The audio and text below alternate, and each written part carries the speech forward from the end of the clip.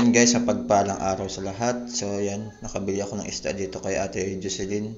Yan, mura-mura lang sa nagkakahalaga ng 225 pesos na lahat yan guys.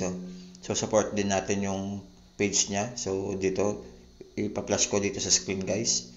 Yan, so hiniwa ko lang sila guys ng tatlong piraso. Yan, tapos magluluto tayo ng sinigang na isda guys.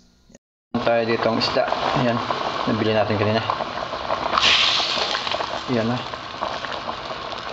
Sinabawan. Magandang umaga guys. Magluluto tayo ngayon ng sinigang na isda guys. So, pero doon sa kabila.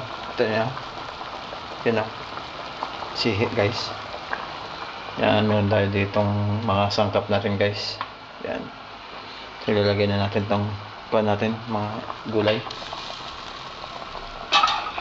Yan. Kamatis tsaka itong okra.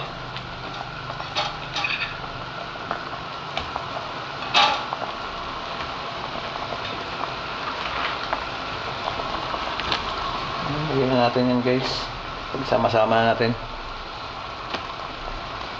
Kasi timplahan lang natin asin tsaka itong sinigang mix.